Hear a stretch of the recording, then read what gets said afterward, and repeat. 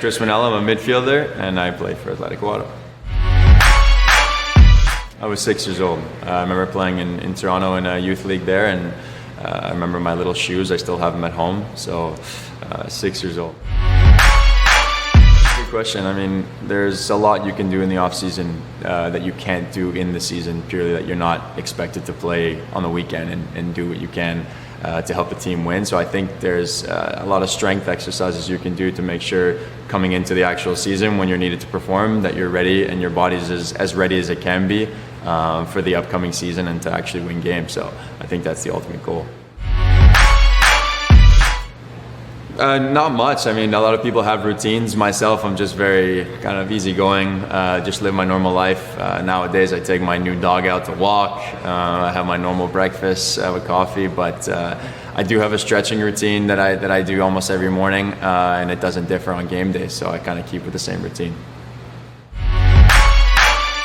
Absolutely. I've had hip mobility problems in the past, and I've implemented kind of a hip mobility routine that's stuck with me over the last kind of 5 to 6 years.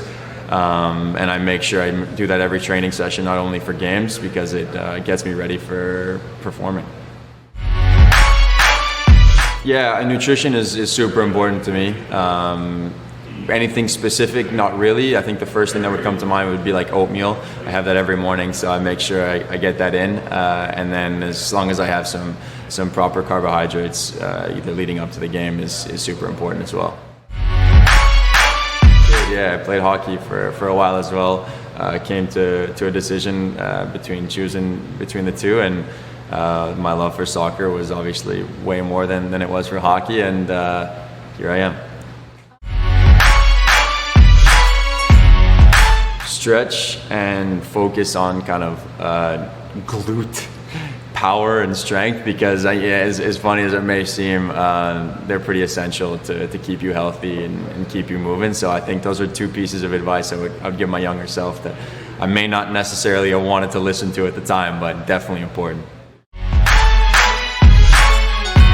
Yeah, I love to play tennis in the off season, trying to as much as I can find indoor courts, because obviously it's freezing in Canada.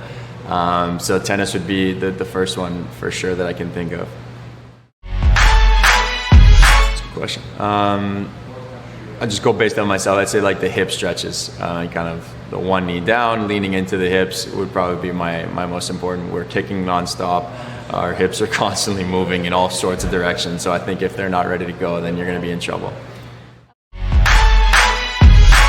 I'd say around 14 or 15 years old, once you kind of get into the nitty-gritty of kind of push to be a professional, you have to realize that there's so much more than just on the field that takes place to push yourself to become the best you can be, and nutrition being a large component of that. So I'd say around 14 or 15.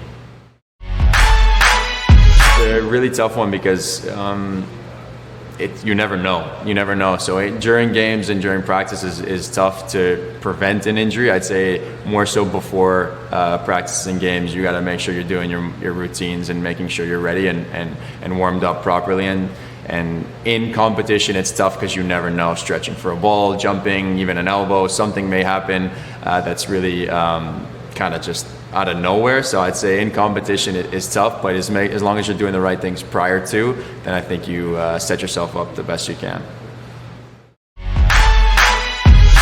Yeah, it's been huge. Some may say I'm a needy player, and I'm sure my post-athletic trainers and physiotherapists will agree with that. But because I love kind of doing the treatment, and I think it's super important to keep your body healthy and fit. There's only so much you can do as a player, and the experts helping you out, trying to get your body ready, know way more than you to get you to perform your best.